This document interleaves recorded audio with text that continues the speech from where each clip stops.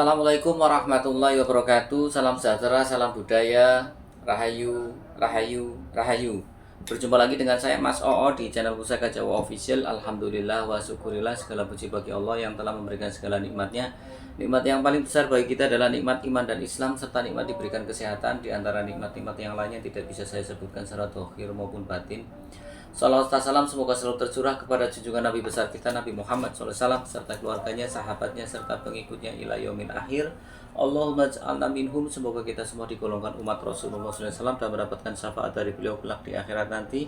Semoga Allah Subhanahu Wa Taala menjaga iman Islam kita, menjaga ketauhidan kita sampai nafas terakhir kita, sampai ajal menjemput kita, sampai kita digolongkan sebagai hamba-hamba yang husnul khotimah. Diawali dengan bismillah, diakhiri dengan alhamdulillah. Sahabat Pusaka Jawa dimanapun anda berada, semoga sahabat Pusaka Jawa selalu dalam keadaan terbaik dalam lindungan Allah Subhanahu Wa Taala. Dijauhkan dari segala macam mara bahaya baik dohir maupun batin. Dijauhkan dari segala macam musibah baik musibah banjir, angin topan, longsor, gempa bumi, kebakaran, gunung meletus, ataupun musibah-musibah yang lain yang tidak bisa saya sebutkan secara rinci. Sahabat Pusaka Jawa yang sedang sakit, semoga Allah angkat penyakitnya, diberikan kesehatan, kesembuhan, serta diberikan ganjaran berupa pahala karena telah sabar dalam menjalani cobaan berupa sakit. Sahabat Pusaka Jawa yang sedang terpuruk ekonomi, semoga Allah bukakan keran rezekinya lebar-lebar dengan dapatkan rezeki, dibukakan keran rezekinya lebar-lebar dan mendapatkan rezeki yang bermanfaat, berkah dunia akhirat. Sahabat Pusaka Jawa dimanapun anda berada, tidak cuma sahabat Pusaka Jawa, teman-teman handai tolan sahabat Pusaka Jawa pun saya doakan hal yang sedemikian rupa. Alhamdulillah wa syukurillah, pada siang hari ini Al-Fakir bisa membuat video. Mudah-mudahan apa yang akan Al-Fakir sampaikan menjadikan satu perbendaharaan dalam hasanah tosan aji, seperti itu. Nah, sahabat Pusaka Jawa dimanapun anda berada, kita perlu sedikit membuka lebar-lebar wawasan kita tentang tosan aji. Bahwasanya dunia tosan aji itu sangat luas, tapi juga harus luwes.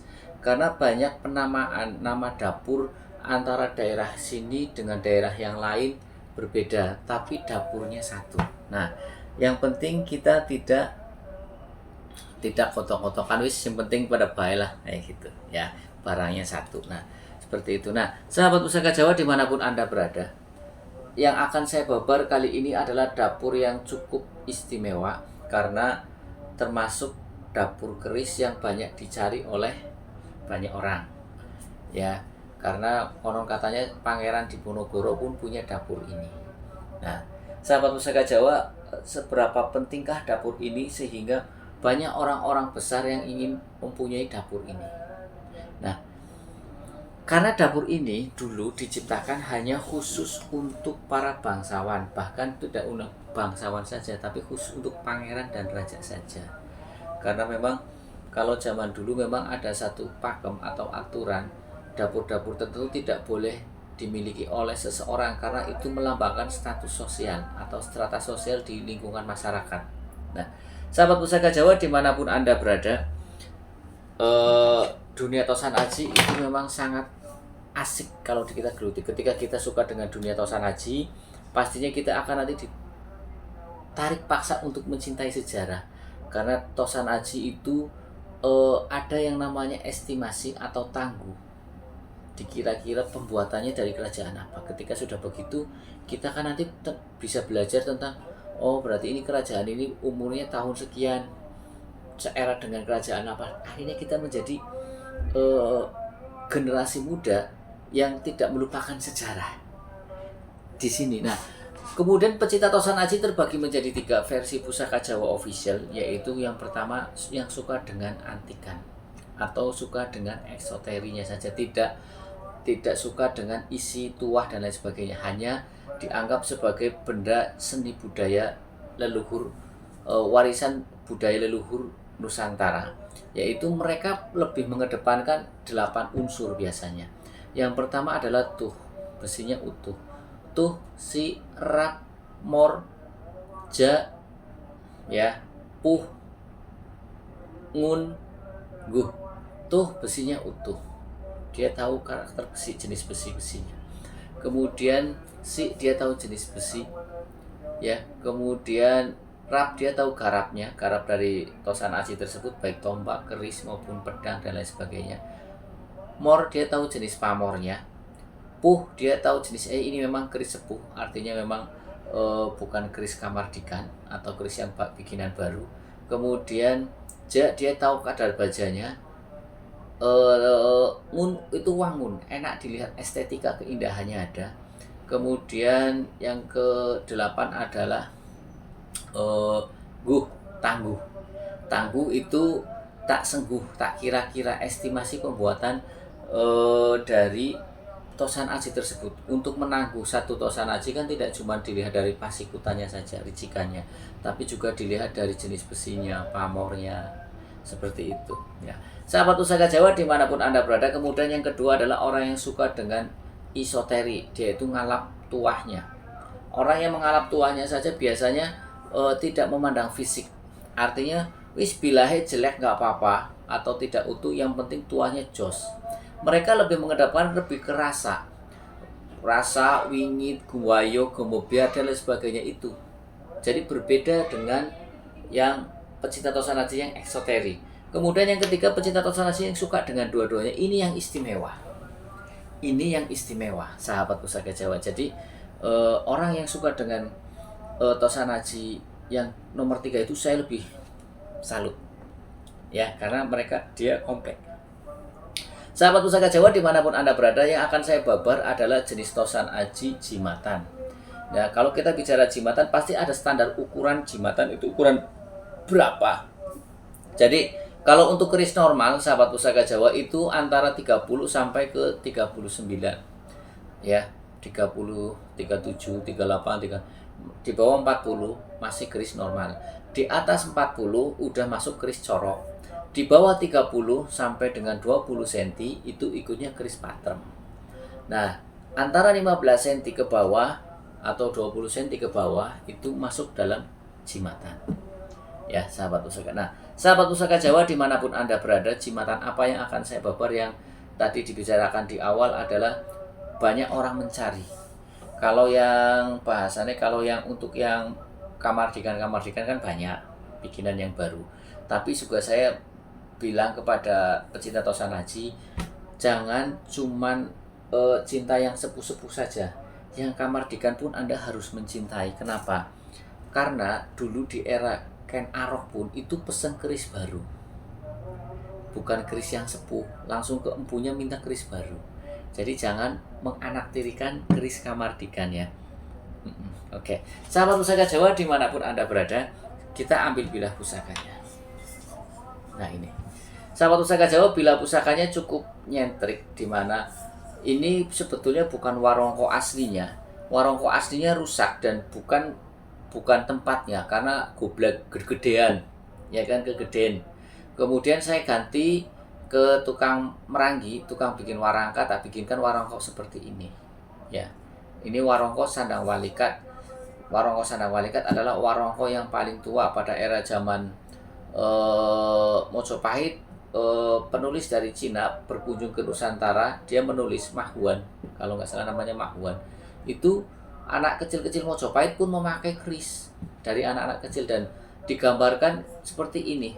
Warongkonya adalah warongko Sandang Walikat. Kalau orang Bali maupun orang Jawa Timur bilang kojongan. Jadi warongko Sandang Walikat tergolong warongko yang cukup lama umurnya, sebelum adanya warongko seperti ini, ladrang kayak gini kan. Nah, sahabat pusaka Jawa, kita ambil bilah pusakanya. Bismillah. Ini bilah pusakanya cukup pendek. Kita ambil bilah pusakanya dan kita ukur panjang bilahnya dari gonjo sampai ke ujung bilah. Ini panjangnya sekitar 16 cm, sahabat pusaka Jawa. Jadi masuk dalam jimatan. Kemudian Anda lihat looknya berapa, 1, 2, 3, looknya look 3, sahabat pusaka Jawa. Nanti kita bahas makna filosofi dari look, makna filosofi dari pamor, makna filosofi dari dapur, seperti itu. Sahabat pusaka Jawa dimanapun Anda berada, sekarang kita lihat pucukan bilahnya. Ini adalah Nyujen. Pucukan bilah ada 6, yaitu Anggabah Kopong, Nyujen, kemudian Ambu Tutumo, kemudian Ngudup Gambir, kemudian Ngumyang dan Nugi Binetet 6. Nah ini adalah Nyujen.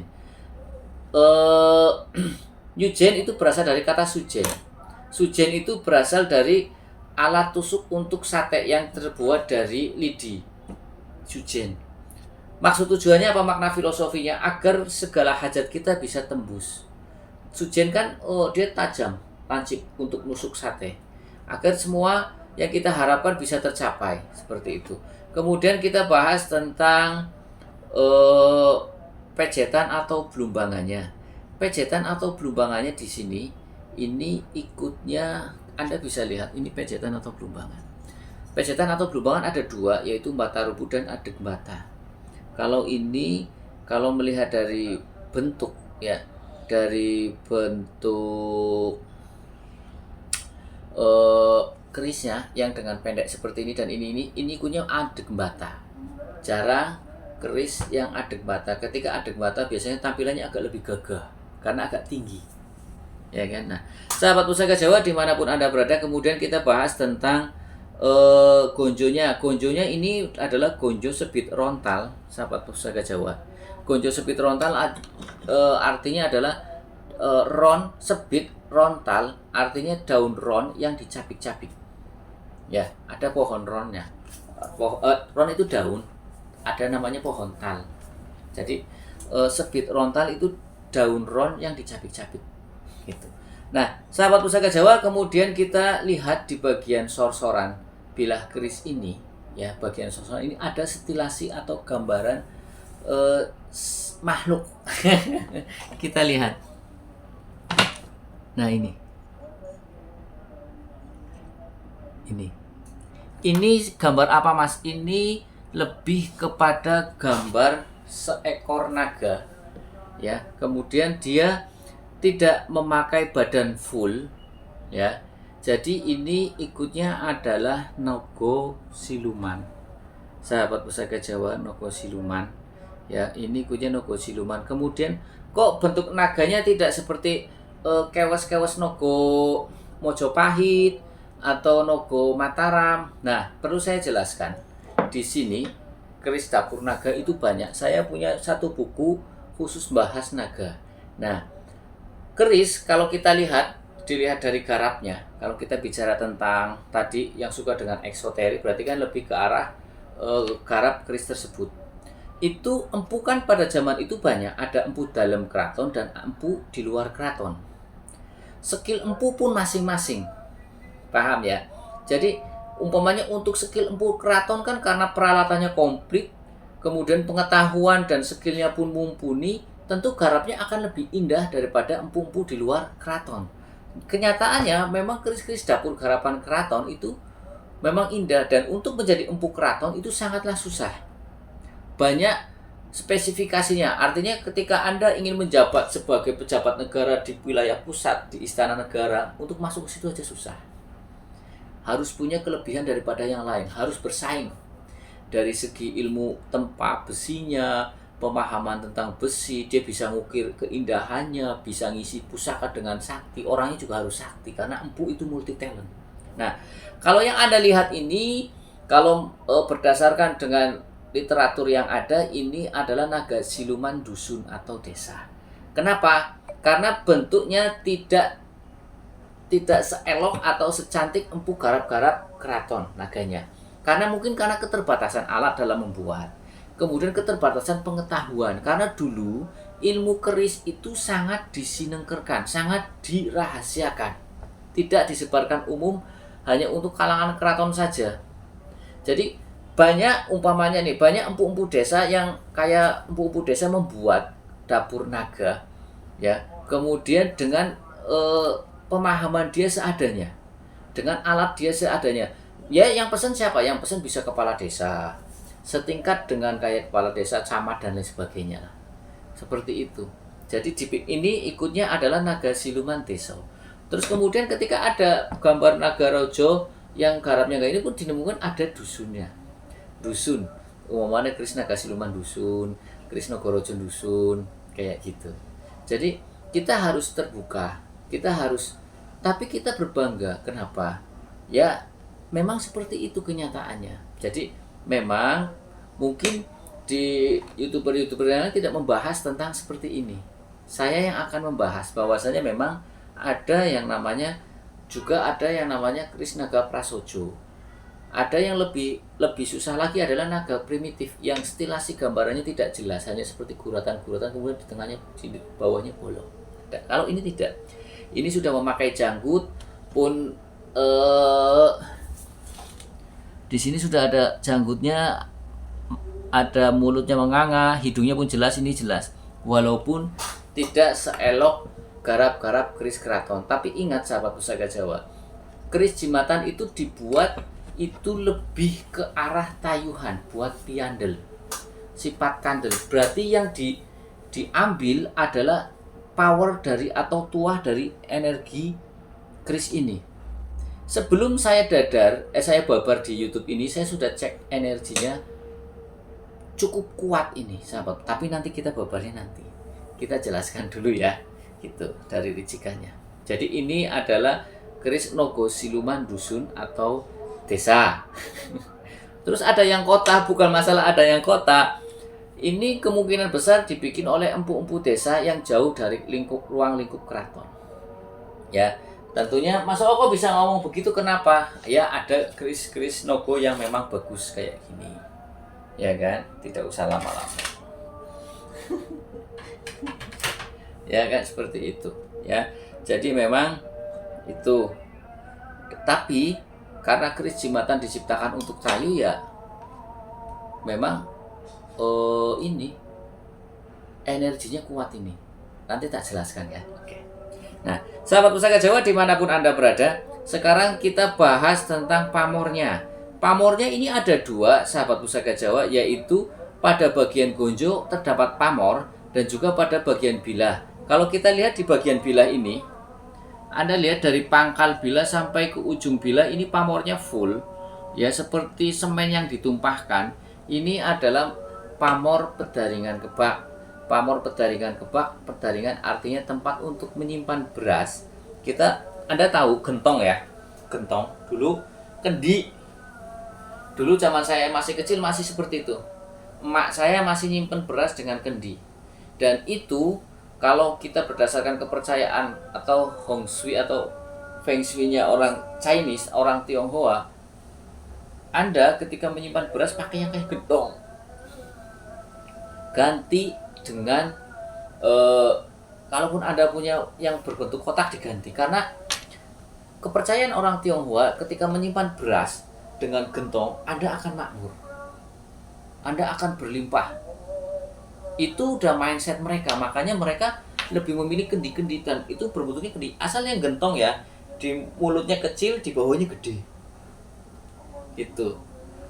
Iya, itu sudah jadi kepercayaan mereka. Nah, di sini leluhur kita juga pedaringan kebak, tempat menyimpan berasnya penuh. Artinya makna simboliknya kita tidak kekurangan pangan. Ketika orang tidak kekurangan pangan, berarti dianggap mapan. Secara materi dia cukup, tidak kekurangan. Karena pada zaman dahulu kita ketahui Nusantara adalah negeri yang agraris, yang mayoritas banyak bercocok tanam. Ya, tapi tidak semua orang juga menjadi kaya. Banyak yang bercocok tanam bangkrut, kena hama dan lain sebagainya. Dan di sini adalah agar kita menjadi mapan, menjadi orang kaya, pedaringan kebak, pedaringannya penuh.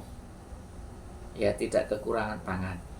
Dan tuah atau angsa dari pamor pedaringan kebak adalah untuk didekati rezeki. Agar didekati rezeki, itu yang pertama. Dan yang kedua, pamor pedaringan kebak kadang juga ada nilai perlindungannya ketika ditayuh. Ada tuah tersembunyi, yaitu untuk perlindungan. Ya, itu pedaringan kebak. Kemudian pamor pedaringan kebak tergolong pamor melumah, lawan dari pamor miring. Artinya pamor pedaringan kebak itu pamor yang tidak pemilih, siapa saja bisa memilikinya. Karena ini unsurnya untuk kerezekian. Ya, enggak itu pegawai negeri, enggak itu karyawan swasta, enggak itu pedagang, pasti membutuhkan kerezekian yang mudah. Karena kita sering mencari rezeki dari pagi sampai malam, dari pagi sampai pagi lagi enggak dapat rezeki. Nah, di sini doa-doa dari sang empu yang disematkan pada bilah pusaka ini dilambangkan dengan pamor pedaringan kebak agar kita didekati oleh rezeki. Walaupun di rumah pun didekati rezeki. Kayak contoh, maaf ini tahadus binikmah. Saya baru bangun tidur dapat WA, Mas, pesen herbal 1 kol. 1 kol berarti 10 kubik. Seperti itu. Dan sekarang pun dikirim kemarin satu kontainer, ya kan? Kalau kemarin satu kontainer untuk proyek, ya alhamdulillah, kan seperti itu. Nah, hal-hal seperti ini, ya, bahwasanya kalau kita bicara tentang rezeki, rezeki itu banyak konsepnya, sahabat Pusaka Jawa. Rezeki yang sudah ditetapkan oleh Allah Subhanahu Wa Taala yang tidak bisa digeser-geser. Umumnya rezeki Anda dari lahir sampai meninggal itu sekian. Tapi juga ada rezeki yang memang ditaruh tambahan untuk hambanya. Dengan cara maaf nih sedekah. Dengan cara dia bisa turun dengan sedekah. Dia bisa turun dengan meminta dengan doa. Dia bisa turun, doa kan banyak. Ya kan, lewat pusaka yang seperti ini. Doa dan harapannya yang disematkan agar orang itu bertebaran dengan rezeki tanpa susah payah. Seperti itu, paham ya? Jadi, Mas, rezeki kan sudah dibagi. Ya, memang rezeki ada yang sudah ditetapkan, sudah pasti tidak bisa diutak-utik. Tapi jika Anda ingin menjadi kaya, karena apa? Yang bisa merubah takdir adalah doa. Dan juga ada rezeki yang memang harus dikeluarkan, kita minta tambahan rezeki dengan kita mengeluarkan sedekah, entah berapa, ya kan? Ke fakir miskin berbagi, nanti Allah yang rezeki yang di atas yang tambahan itu yang harus keluar lewat sedekah nanti dikeluarkan. Ada yang memang harus memakai amalan wiridan. Kemudian wiridan ini ya fata ya rosak ya khuni gitu kan, nanti keluar rezekinya deras. Ya, seperti itu. Nah, di sini doa dan harapan dari Sang Empu agar kita didekati oleh rezeki. Jadi bahasanya kalau kita malas berdoa, malas apa ya, kita bawa pusaka ini tafaulan ngalap berkait doa dari Sang Empu agar kita rezekinya didekati. Karena zaman sekarang untuk mencari rezeki susah, apalagi zaman sekarang banyak PHK, banyak usaha yang bangkrut. Kita harus lebih teliti dalam mengeluarkan uang. Kemudian yang kedua di sini ada pamor mas kemambang dengan ciri-ciri garis yang membujur bertumpuk di gonjo. Ini tuah tergolong pamor miring, ya. Ini tergolong pamor miring dan lawan dari pamor melumah. Jadi dalam satu bilah ini ada pamor miring dan ada pamor melumah. Oke. Nah, tuah dari pamor mas kemambang adalah agar kita bisa bergaul masuk wilayah pergaulan mana saja, entah itu level bawah, menengah sampai ke atas. Ini berarti sangat erat hubungannya dengan kerezekian di sini. Pamor bendo segodo agar kita didekati rezeki, tapi akan lebih mudah lagi ketika kita bersosialisasi dengan masyarakat, dengan lingkungan sekitar, kita bisa masuk semua lini. Ke orang bawah kita masuk, ke menengah masuk, ke atas pun masuk. Jadi untuk mencari rezekinya lebih gampang. Ketika kita punya produk jualan, ini sasarannya adalah orang menengah ke bawah, kita tawarkan untuk menengah ke bawah, laku. Ini sasarannya untuk menengah, kita jual ke orang menengah, laku. Ini sasarannya orang level up, kita harus level up, laku. Dan Anda perlu ketahui, tidak gampang untuk bergaul dengan orang-orang yang level menengah ke atas, level up. Karena mereka kadang pada umumnya mereka itu jaga jarak dengan orang-orang yang jauh status sosial, walaupun tidak semua. Mereka punya style sendiri, mereka punya pergaulan dan gaya hidup sendiri. Nah, kadang orang kikuk. Umpamanya nih, kita mau menawarkan mobil Lamborghini. Ya, kita jadi marketing Lamborghini, tapi ternyata penampilan kita maaf nih, yang pakaiannya yang biasa dan lain sebagainya, yang tidak mempercayai, kira-kira bisa masuk enggak? Tapi jika kita didukung oleh doa-doa dari Sang Empu, tidak ada yang tidak mungkin. Kita bawa pusakanya walaupun dengan kondisi seadanya, insya Allah goal. Itu banyak sekali yang terjadi dalam kehidupan saya. Terus kemudian kita punya tingkat kepedean untuk melobi mereka. Mereka dianggap sama seperti kita, walaupun secara physically, secara keuangan, status sosial mereka jauh. Saya itu kalau ketemu dengan konglomerat, salaman pun saya tatap matanya, tidak duduk, saya nggak mau. Itu termasuk salah satu kunci yang diajarkan guru saya. Nanti dia akan punya entry point tersendiri. Kebanyakan kan kita berjabat tangan dengan orang level atas, kita menunduk, itu sudah kalah dulu kita. Tapi ketika kita salaman, kita tatap mata dia akan berpikir, ini anak siapa ini? Ya kan? Saya masih umur berapa ya? 20 tahunan sudah kenalan dengan para konglomerat, dan saya kalau ketemu udah tatap mata. Dan mereka pun akhirnya mencirikan saya, ini siapa ini gitu loh. Yang lain kan, maaf nih, konglomerat itu aja, saya lihat fotonya salaman dengan almarhum Presiden kedua Pak Harto aja dungkluk. Kalau saya nggak mau ketemu Pak Harto pun umurnya Pak yang kayak kiai pun tak pandang sisa. Bukan nantang, ya, tapi ini adalah salah satu bentuk ilmu psikologi. Nah, sahabat Pusaka Jawa dimanapun Anda berada, jadi pamor Mas Kemambang adalah agar kita bisa masuk ke semua lini. Ya, kemudian kita bahas tentang makna filosofi Luk 3. Makna filosofi Luk 3 adalah orang bilang lebih ke arah agar segala hajat kita, ya, agar segala hajat kita baik urusan rohani maupun urusan keduniawian itu tercapai semua. Luk 3 itu banyak dikasihkan ke orang tua kepada anaknya pada zaman dahulu agar segala cita-citanya tercapai. Orang yang merantau mencari duit di kota orang lain agar duitnya pulang membawa keberkahan dan bisa dibawa pulang dibagi-bagi ke keluarganya. Orang yang sedang merantau menuntut ilmu agar dia bisa lulus dengan baik dalam menuntut ilmu dan menjadi anak yang pintar. Seperti itu. Dan Luk 3 juga, kalau Anda memegang Luk 3, Anda juga jangan sampai lupa. Karena Luk 3 punya makna filosofi jangkung jinambangan dening pangeran. Artinya segala hajat Anda dikabulkan, diijabah sama Allah Subhanahu wa taala, Tuhan yang Maha Esa, tapi juga Anda harus tahu caranya agar semua hajat Anda itu tercapai, yaitu proposalnya. Anda ketika sudah tercapai, Anda mau berbagi dengan orang-orang terdekat dulu. Orang-orang terdekat, keluarga dulu lah, setelah itu teman, setelah teman baru orang lain. Jadi ada take and give-nya. Karena ketika kita memberi, kita mengamalkan sifat Tuhan. Salah satu sifat Tuhan yaitu Rahman, penyayang. Ya, kita sayang. Rohim, maha pemberi. Kita juga memberi ke mereka. Jadi dalam bentuk sodako kita sudah mengamalkan dua sifat Tuhan. Ketika Tuhan melihat kita juga berbagi, Allah Subhanahu wa taala akan senang. Ya kan? Oh, kamu berarti mencintai dan menyayangi makhlukku, rezekinya ditambah lagi. Balyasda.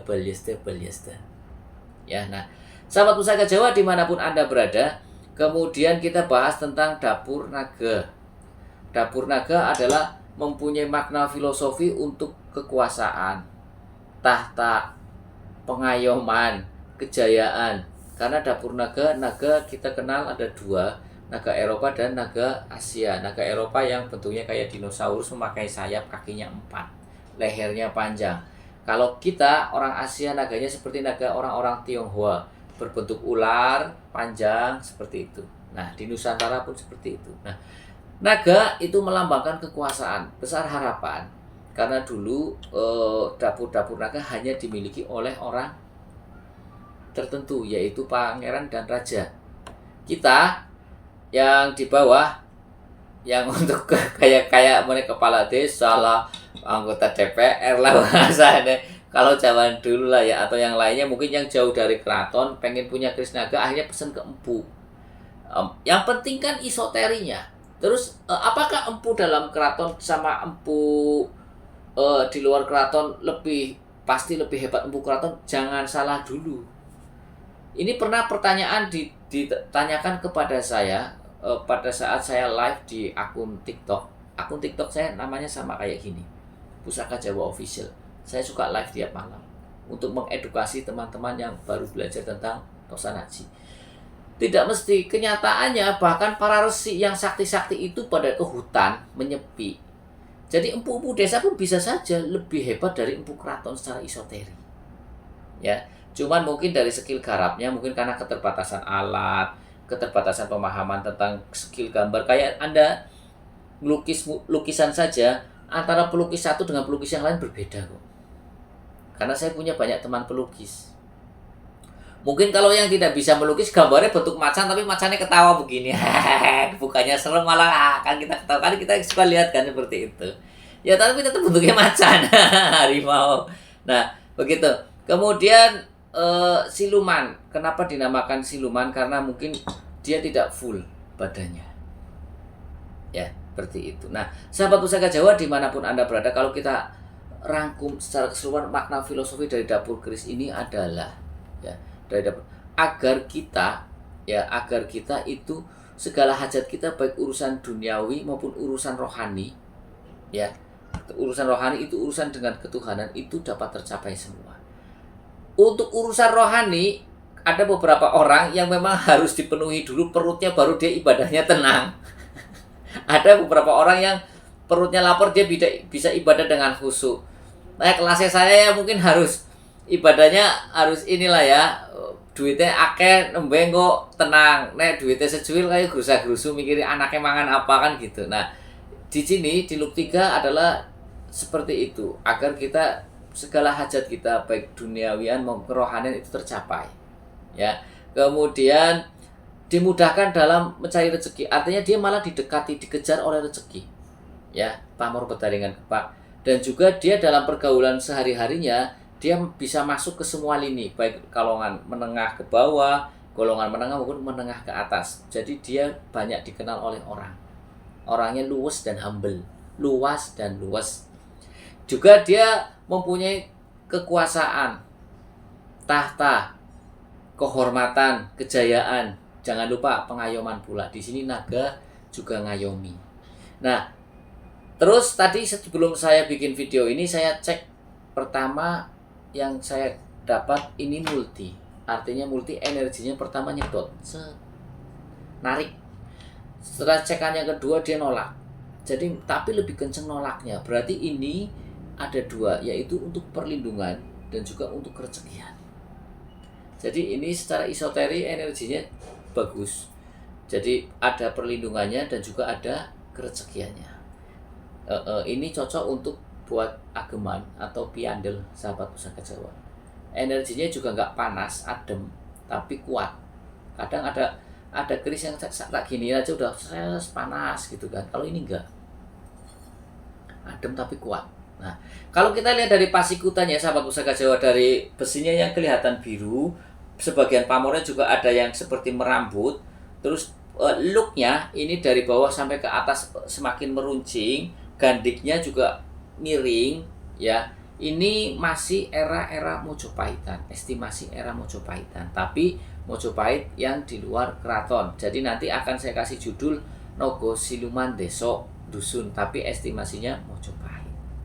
Seperti itu, sahabat pusaka Jawa. Mojopahit kita tahu kerajaan yang sampai 156 tahun, cukup lama Mojopahit. Ya, 150 tahun, negara yang besar.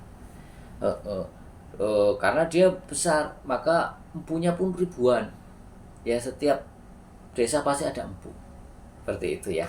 Nah, sahabat pusaka Jawa dimanapun Anda berada, sahabat pusaka Jawa yang baru nonton channel YouTube saya, silakan pencet tombol subscribe, like, share, and comment, kemudian pencet tombol notifikasi lonceng untuk mendapatkan video-video ter-up-to-date dari saya.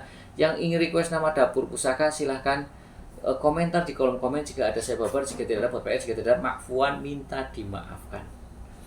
Apabila ada salah-salah kata saya minta maaf. Kesalahan mutlak milik saya, kebenaran milik Allah Subhanahu wa taala. Akhirul kalam. Assalamualaikum warahmatullahi wabarakatuh. Salam sejahtera, salam budaya, rahayu, rahayu, rahayu.